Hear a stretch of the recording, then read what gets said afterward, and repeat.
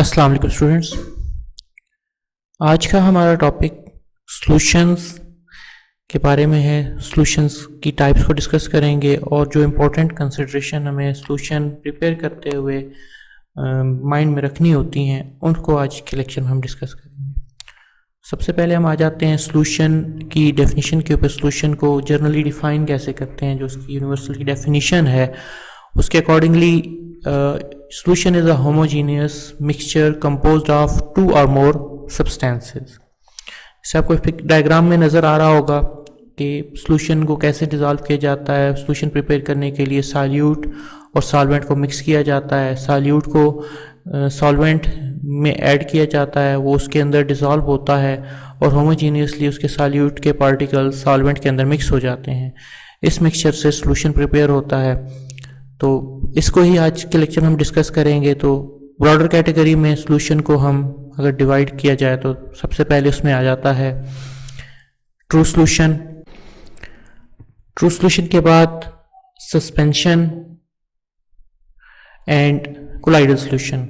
इन तीनों को सॉल्यूशन की कैटेगरी में हम डिस्कस करेंगे ताकि आप क्लियरली अंडरस्टैंड हो सके सॉल्यूशन होता क्या है।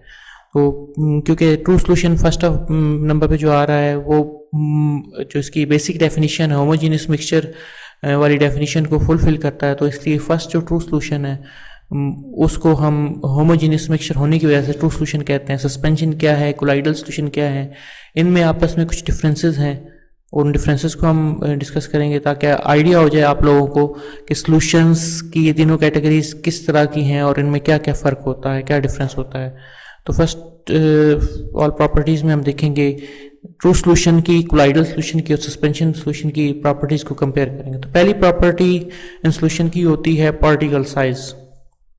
अब जो ट्रू सॉल्यूशन है उनका particle size less than 1 nanometre होता है, वाइल कंपैरेटिवली जो कोलाइडल सॉल्यूशन होंगे उनका पार्टिकल साइज 1 to 1000 नैनोमीटर के इन बिटवीन होता है। इस रेंज में वो वेरी करता है। वाइल जो सस्पेंशन है, सस्पेंशन का जो पार्टिकल साइज होता है वो ग्रेटर देन 1000 नैनोमीटर होता है। तो इन बेसिस पे ये सबसे पहले इनकी जो डिवीजन है इस प्रॉपर्टी की बेस की कि इनका पार्टिकल साइज इन तीनों का डिफरेंट होता है। ट्रू सॉल्यूशन में पार्टिकल साइज बहुत छोटा होता है, इसलिए ये आगे हम नेक्स्ट वाले में पढ़ेंगे कि ये हमें नज़र आता है या नहीं आता, ठीक है। और कोलाइडल सॉल्यूशन जो है उसका पार्टिकल साइज काफ़ी बड़ा है, उसके पार्टिकल हम देख सकते हैं या सस्पेंशन के पार्टिकल देख सकते हैं। तो ये आने वाले जो नेक्स्ट है स्लाइड उसमें हम देखेंगे। तो इसमें एक और इम्पोर्टेंट प्रॉपर्टीज़ की नेचर है। पार्टिकल साइज के बाद जो इसकी इम्पोर्टेंट इसकी प्रॉपर्टी आती है नेचर ऑफ सॉल्यूशन। सॉल्यूशन किस टाइप का होता है। तो ट्रू सॉल्यूशन होमोजीनियस मिक्सचर होगा। जो भी उसमें सब्सटेंसेस हैं 2 हैं 3 एक दूसरे से डिज़ोल्व हुई हुए हैं वो होमोजीनियसली एक दूसरे के अंदर मिक्स हो जाएंगी।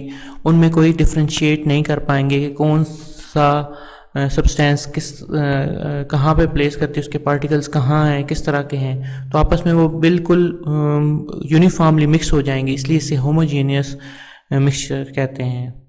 ट्रू सॉल्यूशन को होमोजीनियस मिक्सचर भी कहा जाता है। वाइल कोलाइडल सॉल्यूशन जो हैं वो हेट्रोजीनियस होंगे, उसमें पार्टिकल्स की सेपरेशन हमें फील होगी। उसमें जो सब्सटेंसेस हैं वो एक दूसरे से डिस्टिंग्विश की जा सकेंगी, मिक्स करने के बावजूद वो एक दूसरे से यूनिफॉर्मली वो मिक्स नहीं हो। इस तरह सस्पेंशन भी हेट्रोजीनियस है, इसमें भी ये पार्टिकल सेपरेटली डिस्टिंग्विश किए जा सकेंगे डिफरेंट सब्सटेंसेस के। उसके बाद आती है फिल्टरेबिलिटी, जो एक और इनकी इंपॉर्टेंट प्रॉपर्टी है।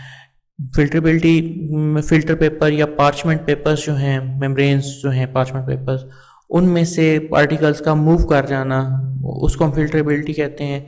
तो अगर ट्रू सॉल्यूशन है उसको फिल्टर पेपर से फिल्टर किया जाए। ट्रू सॉल्यूशन की एग्जांपल मैं यहाँ पे कोट कर देता हूँ, जैसे शुगर सॉल्यूशन है, अगर हम उसे फिल्टर पेपर के थ्रू फिल्टर करने की कोशिश करें तो वो फिल्टर नहीं होता, क्योंकि उसका पार्टिकल साइज जो सबसे पहले हमने शुरू में डिस्कस किया था वो बहुत स्मॉलर होता है और ईजीली वो जो फिल्टर पेपर है उसमें से पास ऑन कर जाता है। इसी तरह जो ट्रू सॉल्यूशन है वो उसके जो पार्टिकल्स हैं वो कम्प्लीटली पार्चमेंट पेपर में से भी डिफ्यूज़ कर जाते हैं और उनमें कोई फिल्ट्रेशन का पॉसिबिलिटी नहीं है। सो उसको हम फिल्टर नहीं कर पाते, ये फिल्टर नहीं हो सकते ट्रू सोल्यूशन के पार्टिकल्स। कोलाइडल सोल्यूशन जो है, कोलाइडल सोल्यूशन के अगर पार्टिकल्स को सेपरेट करना हो, फिल्टर करना हो, तो फिल्टर पेपर जो है उसमें से तो क्योंकि उनका particle size comparatively parchment papers different होता है, बड़ा होता है, तो उसमें से जो कोलाइडल सोल्यूशन के पार्टिकल्स हैं वो मूव कर जाएंगे। सो फिल्टर पेपर से भी हम कोलाइडल सोल्यूशन को फिल्टर नहीं कर पाते, लेकिन पार्चमेंट पेपर जो है वो बैरियर के तौर पर वर्क करता है और वो फिल्टर करने में हेल्प करता है जो कोलाइडल सोल्यूशन के डिफरेंट सब्सटेंसेस हैं। इस तरह सस्पेंशन की अगर बात की जाए तो सस्पेंशन के पार्टिकल्स बहुत बड़े होते हैं, वो ना तो फिल्टर पेपर में से पास ऑन करते हैं ना ही वो पार्चमेंट पेपर में। सो उसको फिल्टर करना पार्चमेंट पेपर से और फिल्टर पेपर से दोनों से ही पॉसिबल नहीं होता due to the larger size of the particles. तो फिल्टरेबिलिटी में ये तीनों चीज़ें आपको अंडरस्टैंड हो गई होंगी। ट्रू सोल्यूशन को फिल्टर करना है तो उसके लिए आपको पार्चमेंट पेपर्स हो या फिल्टर पेपर हो, दोनों ही में आप फिल्ट्रेशन का प्रोसेस नहीं कर सकते हो, पार्टिकल्स को सेपरेट नहीं कर सकते हो। जबकि जो कोलाइडल सोल्यूशन है अगर उसको फिल्टर करना है तो फिल्टर पेपर के थ्रू उसके पार्टिकल्स सेपरेट नहीं होंगे, लेकिन पार्चमेंट पेपर से उसके पार्टिकल्स को सेपरेट किया जा सकता है, डिफरेंट सब्सटेंसेस जो उसमें सोल्यूशन का हिस्सा बनी हुई हैं। लेकिन सस्पेंशन के केस में ना फिल्टर पेपर उसे पास ऑन करने देता है ना पार्चमेंट पेपर उसे पास ऑन करने देता है। सो फिल्ट्रेशन का पॉसिबिलिटी इसमें मुश्किल होगी। इसके बाद हम आ जाते हैं विजिबिलिटी की तरफ। ये ट्रू सोल्यूशन के पार्टिकल्स हैं वो नेकेड आइज से विजिबल नहीं होते, हम उन्हें अपनी आइज के साथ देख नहीं सकते क्योंकि वो यूनिफॉर्म सोल्यूशन है, उनके पार्टिकल साइज बहुत छोटा होता है इसलिए वो हमें नज़र नहीं आते और वो लेस देन 1 नैनोमीटर है जैसे हम प्रीवियस स्लाइड में डिस्कस कर चुके हैं। वाइल कोलाइडल सोल्यूशन जो होगा उसके पार्टिकल्स काफ़ी ज़्यादा बड़े नहीं होते, 1000 और 1 नैनोमीटर के इन बिटवीन होते हैं। सो इन्हें भी नेकेड आई से देखना बहुत मुश्किल होगा। अगर इन्हें स्टडी करना है तो स्टडी करने के लिए हम अल्ट्रा माइक्रोस्कोप वगैरह को यूज़ कर सकते हैं। और इसके बाद आता है नेक्स्ट सस्पेंशन। इसके पार्टिकल्स की विजिबिलिटी जो है वो हम नेकेड आई से कर सकते हैं, अपनी आंखों से इसके पार्टिकल्स को मूव करता हुआ देख सकते हैं। ये पार्टिकल्स जो हैं इनकी मूवमेंट इजीली हमें अंडरस्टैंड हम कर सकते हैं क्योंकि इनका पार्टिकल साइज जो होता है वो काफ़ी बड़ा होता है, ग्रेटर देन 1 नैनोमीटर होता है। इसके बाद इसमें थिंडल इफेक्ट आ रहा है, इसे मैं एंड में डिस्कस करता हूँ। उससे पहले अपीयरेंस जो है वो डिस्कस करूँगा। अपीयरेंस इनकी क्या होती है। जो ट्रू सोल्यूशन है ये ट्रांसपेरेंट होता है, इसमें से हम इजीली देख सकते हैं दूसरी साइड पे जो भी विजन होगा, जो भी बैकग्राउंड होगा वो क्लियरली हमें नज़र आएगा विदाउट एनी इंटरप्शन। वाइल जो कोलाइडल सोल्यूशन होगा उसकी अपीयरेंस ट्रांसलूसेंट होती है, हमें थोड़ा धुंधला धुंधला नज़र आएगा। हम देख तो सकेंगे कोलाइडल सोल्यूशन की दूसरी साइड पे लेकिन हमें वो क्लियरली नज़र नहीं आएगा। वाइल जो सस्पेंशन होते हैं इनके पार्टिकल साइज बहुत बड़ा होता है जिसकी वजह से हम इसकी दूसरी साइड पे नहीं देख सकते। सो इनकी प्रॉपर्टी अपीयरेंस की ओपेक है कि हम इसकी दूसरी साइड पे नहीं देख सकते। ये शेडो तो फॉर्म कर सकता है लेकिन इसे हम देख नहीं सकते। ट्रांसलूसेंट जो है ये लाइट शेडो फॉर्म करता है, वाइल ट्रांसपेरेंट जो होते हैं ट्रू सोल्यूशंस इनमें कोई शेडो फॉर्म नहीं होता, लाइट अगर इनके ऊपर फॉल करे तो कोई शेडो फॉल नहीं होता। उससे पहले हम ये जो डिस्कस कर रहे थे इससे पहले जो था थिंडल इफेक्ट। थिंडल इफेक्ट क्या होता है ट्रू सोल्यूशन के बारे में जैसे लिखा हुआ है, it does not show Tyndall effect. अब थिंडल इफेक्ट बेसिकली जो मूवमेंट ऑफ लाइट बीम है थ्रू सोल्यूशन वो डिस्क्राइब की जाती है कि जो सोल्यूशन के स्मॉलर पार्टिकल्स हैं वो जब लाइट बीम के साथ इंटरेक्ट करते हैं तो लाइट का बीम सोल्यूशन के अंदर फॉर्म होता हुआ नज़र आता है। ट्रू सोल्यूशन के पार्टिकल्स बहुत छोटे होते हैं, सो वो जो लाइट बीम पास कर रहा होता है उसके साथ उनका वो इंटरेक्ट नहीं करते, उसकी रिफ्लेक्शन वगैरह नहीं काज करते। सो हम ट्रू सोल्यूशन में से मूव करने वाली लाइट का बीम नहीं देख सकते। इसकी एग्जांपल मैं इस कोलाइडल और सस्पेंशन को डिस्कस करने के बाद आपको दिखाऊंगा, विजिबली नजर आएगी आपको। पर कोलाइडल सोल्यूशन जो होंगे वो क्या करते हैं, थिंडल इफेक्ट शो करते हैं। उनके अंदर से लाइट जब पास कर रही होती है तो लाइट का बीम हमें नज़र आता है कि लाइट एक बीम की फॉर्म में मूव कर रही है। जबकि सस्पेंशन जो होगा वो कभी थिंडल इफेक्ट शो करता है, कभी नहीं करता। लेकिन कोलाइडल सोल्यूशन हमेशा थिंडल इफेक्ट शो करता है कि वो लाइट के बीम को पास ऑन होते हुए नज़र आती है उसमें से। तो इसकी एग्जांपल यहाँ पे आप देखिएगा, जैसे आपको ये सोल्यूशन नज़र आ रहे हैं, पहले भी ट्रू सोल्यूशन है, लाइट बीम इसमें से मूव करती हुई नज़र नहीं आ रही, वाइल कोलाइडल में नज़र आ रही है, सस्पेंशन में कभी नज़र आती है, कभी नज़र नहीं आती।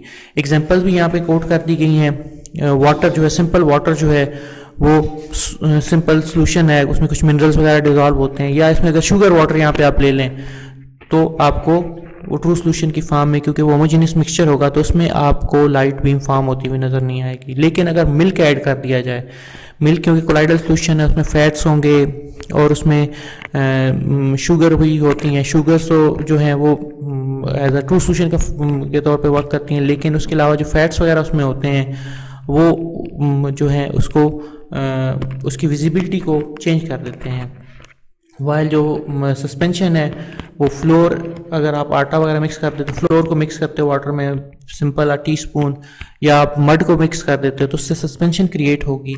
तो सस्पेंशन जो होगी वो लाइट बीम उसमें भी फॉर्म होती हुई नजर आएगी। लेकिन अगर वो सस्पेंशन डाइल्यूट फॉर्म में है, तब अगर वो विस्कस फॉर्म में होगी तो फिर उसमें ये सस्पेंशन में थिंडल इफेक्ट शो नहीं होता, क्योंकि उसकी विस्कोसिटी ज़्यादा होती है तो हमें वो नज़र नहीं आती। उसकी एग्जांपल आपको इसमें नजर आ रही होगी, जैसे दो ग्लास पड़े हैं, लाइट जब पास कर रही है फर्स्ट ग्लास में से तो कोई बीम फॉर्म नहीं हो रहा, लेकिन उसने सेकंड वाली ग्लास में जैसे ही उसमें कोई चाक पाउडर वगैरह मिक्स किया जाता है तो वो सस्पेंशन क्रिएट होना शुरू हो जाती है, या कोलाइडल टाइप का एक्सक्लूशन बनता है। तो उसके अंदर आपको एक लाइन नजर आ रही है, लाइट के पास होने का एक बीम नजर आ रहा है। ये बीम ऑफ लाइट जो अभी यहाँ पे फॉर्म हो रहा है इस फॉर्म में, वो इस क्लास में सिर्फ फॉर्म हुआ है, इसमें नहीं हुआ। तो ये टिंडल इफेक्ट है, इस क्लास में शो हुआ है, जो कोलाइडल सोल्यूशन में हर हाल में होता है, अपीयर होता है, वाइल सस्पेंशन में कभी कभी अपीयर होता है। अगर इस सस्पेंशन के अंदर जैसे चाक पाउडर इसमें डिजॉल्व किया जा रहा है, अगर तो ये उसकी डोज कम होगी तो वो उसमें शो होगा। लेकिन अगर इसमें ज़्यादा क्वांटिटी में चाक पाउडर आ जाता है और ये काफ़ी ज़्यादा थिक हो जाएगा सोल्यूशन, तो इस सस्पेंशन के अंदर भी हमें वो थिंडल इफेक्ट नज़र नहीं आएगा। वाइल जो ट्रू सोल्यूशन होते हैं उनमें कभी थिंडल इफेक्ट नहीं बनता, वो हमेशा उसमें जो लाइट पास करती है उसका हम बीम बनता हुआ हमें कभी नज़र नहीं आता। ये पार्टिकल्स का आपस में इंटरेक्शन है, जो विद इन सोल्यूशन जो पार्टिकल्स मौजूद होते हैं वो लाइट के साथ जो इंटरेक्शन करते हैं उससे ये थिंडल इफेक्ट क्रिएट होता है। जैसे यहाँ पे आपको नज़र आ रहा होगा, थिंडल effect the scattering of light by the particles in colloidal or suspension solution। ठीक है, ट्रू सोल्यूशन में ये थिंडल इफेक्ट नहीं होगा। इसके बाद हम आते हैं टाइप्स ऑफ सोल्यूशन की तरफ। सबसे पहली टाइप इसमें आ जाती है गैसियस सोल्यूशन की, सेकंड इसमें होंगे लिक्विड सोल्यूशंस, थर्ड वन इसमें सॉलिड सोल्यूशंस। तो ये तीन टाइप्स आज हम डिस्कस करेंगे टाइप्स ऑफ सोल्यूशन में। गैसियस सोल्यूशंस क्या हैं और लिक्विड सॉल्यूशंस क्या हैं, सॉलिड सॉल्यूशंस क्या हैं, ये कैसे एक दूसरे से डिफरेंट है। First of all gaseous solutions की बात करेंगे। इस फर्स्ट टाइप में जो सॉल्वेंट होगा, जो डिसॉल्व करने वाला सब्सटेंस होगी वो गैस होगी। Solvent is gas in this condition. जो गैसियस सॉल्यूशंस हैं उनमें सॉल्वेंट गैस होगा, और इस टाइप के जो सोल्यूशन होगी इसमें सिर्फ गैसेस ही डिजॉल्व होती हैं under given set of conditions. Gases he gases के साथ डिजॉल्व होके गैसेस का सोल्यूशन बनाती हैं। तो ये इसके लिए कुछ सर्टन कंडीशन रिक्वायर होंगी, सर्टन एटमॉस्फेरिक कंडीशन या उनके आपस में इंटरेक्शन। तो oxygen and other gases dissolve in nitrogen. ये हमारे जो एटमॉस्फेयर के अंदर मौजूद है, एटमॉस्फेयर का जो बड़ा एक सॉल्वेंट है गैसेस का वो नाइट्रोजन, क्योंकि ये मोर देन 70% मौजूद है एटमॉस्फेयर में। बाकी गैसेस ऑक्सीजन, कार्बन डाइऑक्साइड या और जितनी भी गैसेस हैं वो सारी की सारी नाइट्रोजन के अंदर डिजॉल्व होती हैं। तो ये गैसियस सोल्यूशन हमारा जो एयर है इसको हम एक एग्जांपल के तौर पे ले सकते हैं गैसियस सोल्यूशन की। सेकेंड इसमें जो टाइप आती है ये इंपॉर्टेंट है, लिक्विड सोल्यूशन। डिटेल में डिस्कस करेंगे इसको हम। लिक्विड सॉल्यूशंस इसमें सॉल्वेंट जो होगा लिक्विड होगा, जो इसमें डिजॉल्व होने वाले जो ऑब्जेक्ट्स हैं वो लिक्विड भी हो सकते हैं, यानी कि ऑब्जेक्ट्स मैं बोल गया हूँ, सॉल्यूट्स जो होंगे इसमें डिजॉल्व होने वाले वो लिक्विड भी हो सकते हैं, वो सॉलिड भी हो सकते हैं, इवन वो गैसेस भी हो सकती हैं। सो बेस जो होगा वो लिक्विड सब्सटेंसेस जो होंगी वो एज अ सॉल्वेंट वर्क करेंगी, तो ये लिक्विड सॉल्यूशंस कहलाएंगे। तो गैस इन लिक्विड सबसे पहले आ जाता है कि जो इसमें गैसेस होंगी वो एज अ सॉल्यूट वर्क करेंगी और वो किसी लिक्विड में डिसॉल्व होंगी। वाइल दूसरी इसमें टाइप आती है liquid in liquid. And third one इसमें आ जाती है सॉलिड इन लिक्विड। सो जैसे आपको पहले मैंने डिस्क्राइब किया है कि लिक्विड सॉल्यूशन में सॉल्वेंट लिक्विड होगा, सो ये लिक्विड गैसेस को डिसॉल्व कर सकता है, तो वो गैस इन लिक्विड होगा सॉल्यूशन। लिक्विड सॉल्वेंट होगा और वो सॉल्यूट के अंदर डिसॉल्व होगा, तो वो लिक्विड इन लिक्विड का सॉल्यूशन कहलाएगा। अगर उस लिक्विड सॉल्वेंट के अंदर सॉलिड सॉल्यूट को ऐड करेंगे तो वो सॉलिड इन लिक्विड का एक सॉल्यूशन होगा। अब ये किस तरह होते हैं इनकी एग्जांपल, गैस इन लिक्विड में ऑक्सीजन इन वाटर, जो वाटर के अंदर ऑक्सीजन डिजॉल्व हुई भी होती है, प्रेजेंट होती है। एटमॉस्फेयर में जितनी भी वाटर बॉडीज़ हैं और उनमें रहने वाली जितनी भी क्रिएचर्स हैं वाटर बॉडीज़ के अंदर, वो सारी की सारी ऑक्सीजन वाटर से अपटेक करती हैं और ऑक्सीजन वाटर के अंदर डिजॉल्व हो जाती है। तो वाटर एक ऐसा कंपोनेंट है जो ऑक्सीजन को डिजॉल्व कर सकता है। तो ये एग्जांपल है गैसेस इन लिक्विड की। लिक्विड इन लिक्विड्स की बात करेंगे तो उसमें एग्जांपल आ जाती है एथेनॉल इन वाटर।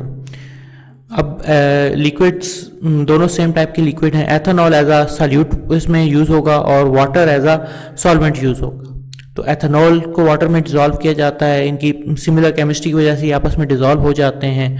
बहुत सारी ऐसे सब्सटेंसेस हैं, जैसे हम अगर ऑयल को वाटर के अंदर डिज़ोल्व करने की कोशिश करें तो वो नहीं होते, due to the different chemistry या उनकी डेंसिटीज डिफरेंट होने की वजह से आपस में डिज़ोल्व नहीं होते। लेकिन एथेनॉल जो वाटर के अंदर डिज़ोल्व हो जाती है और उससे लिक्विड इन लिक्विड का सॉल्यूशन बनता है। उसके बाद आते हैं हम सॉलिड इन लिक्विड की तरफ।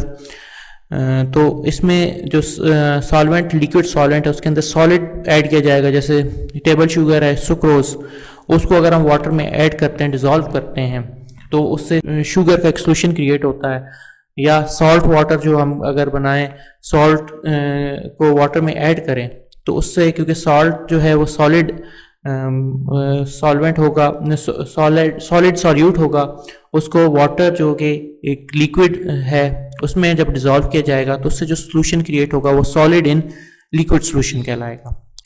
थर्ड कैटेगरी इसमें आ जाती है सॉलिड सॉल्यूशंस की। टाइप्स ऑफ सॉल्यूशन में जो थर्ड कैटेगरी है वो सॉलिड सॉल्यूशंस हैं।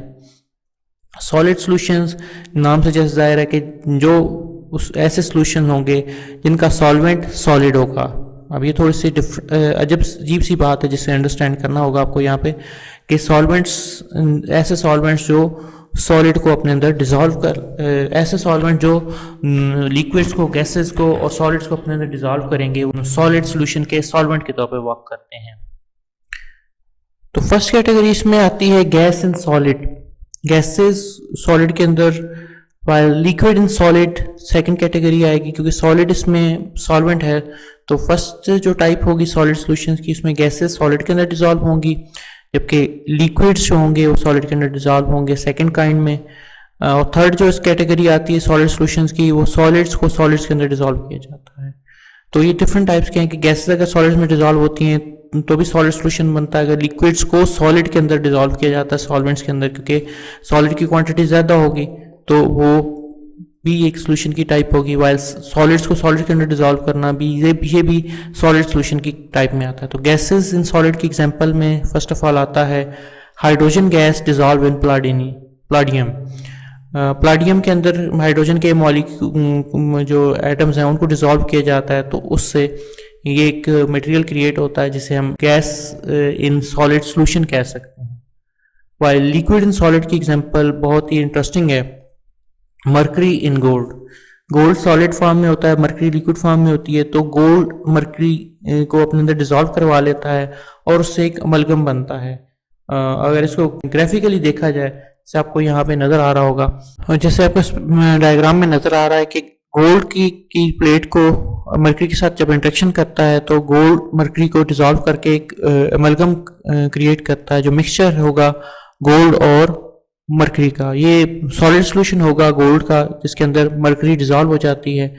तो अगर इस तरह का कोई प्रोसेस हो, अगर गोल्ड की ज्वेलरी वगैरह है, फीमेल स्पेशली, उन्हें अवॉइड करना चाहिए मर्करी को इन कांटेक्ट आने से, अदरवाइज वो उनकी गोल्ड को ख़राब कर देती है और अमलगम में क्रिएट कर देती है। और ये क्विक रैपिड रिएक्शन होता है, क्विकली वो उसके अंदर दोनों डिसॉल्व हो जाते हैं और गोल्ड और मर्करी से मर्करी डिसॉल्व होकर गोल्ड के अंदर अमलगम क्रिएट कर देती है। लास्ट इसमें जो आता है सॉलिड इन सॉलिड, इसकी जो एग्जांपल है वो स्टील कह सकते हैं या ब्रॉन्ज टाइप के जो अलॉयज हैं वो इस एग्जांपल में आते हैं। स्टील बेसिकली कंपोज्ड होता है आयरन, जो कि एक ब्रिटल मेटल है, के साथ एडिशन की जाती है कार्बन की, कार्बन एटम्स की, सॉलिड फॉर्म कार्बन के कुछ मॉलिक्यूल एटम्स ऐड किए जाते हैं, तो आयरन जो है वो कन्वर्ट हो जाता है स्टील में, जो much stronger than iron strong. और इसमें एक और प्रॉपर्टी होती है, ये मेटल जो होगी, इस सोल्यूशन जो सॉलिड इनटू सॉलिड का बनता है, जिससे स्टील क्रिएट होता है, ये काफ़ी ज़्यादा रस्ट रेजिस्टेंट होता है, इसमें रस्टिंग नहीं होती। सिंपल आयरन में रस्टिंग हो जाती है, जंग लग जाता है, लेकिन स्टील में ये नहीं होता है। और इसी तरह सॉलिड इन सॉलिड की एक और एग्जांपल है ब्रोंज। मेडल्स के नाम आप लोगों ने सुने होंगे, gold medal, bronze medal and silver medal. Gold और सिल्वर ये दोनों आपने मेटल्स के नाम सुने हो, लेकिन ब्रोंज जो है ये प्योर मेटल नहीं है, बल्कि ये एलॉय है। इसमें दो मेटल्स टिन और कॉपर, इन दोनों को मिक्स किया जाता है। ये टिन क्योंकि बहुत ही सॉफ्ट होती है, कॉपर भी इतनी ज़्यादा स्ट्रांग नहीं होती, लेकिन उन दोनों से ये स्ट्रॉन्गर मेटल में ब्रोंज होगी। अगर इन दोनों को मिक्स कर लिया जाए और उसका जो मिक्सचर है सॉलिड को, दोनों क्योंकि ये सॉलिड सब्सटेंसेस हैं टिन और कॉपर, तो उनके मिक्सचर से जो हमारे पास एक मेटल क्रिएट होती है वो ब्रोंज है। सो ब्रोंज और स्टील ये दोनों ही सॉलिड सॉल्यूशंस की एग्जांपल है, सॉलिड इन सॉलिड की कैटेगरी में आती हैं। यहाँ तक हमारा आज का लेक्चर था। नेक्स्ट लेक्चर में हम डिस्कस करेंगे सॉल्यूशंस को यूनिट ऑफ कंसंट्रेशन के बेस के ऊपर। मोलैलिटी है उसमें आ रही है, हम डिस्कस होगी नेक्स्ट लेक्चर में। Molality, normality, percent solution by volume, percent solution by weight, तो ये अपकमिंग लेक्चर में हमारी डिस्कशन का टॉपिक है जो हम डिस्कस करेंगे। नेक्स्ट लेक्चर तक के लिए अल्लाह हाफिज़, फ़ी अमानिल्लाह।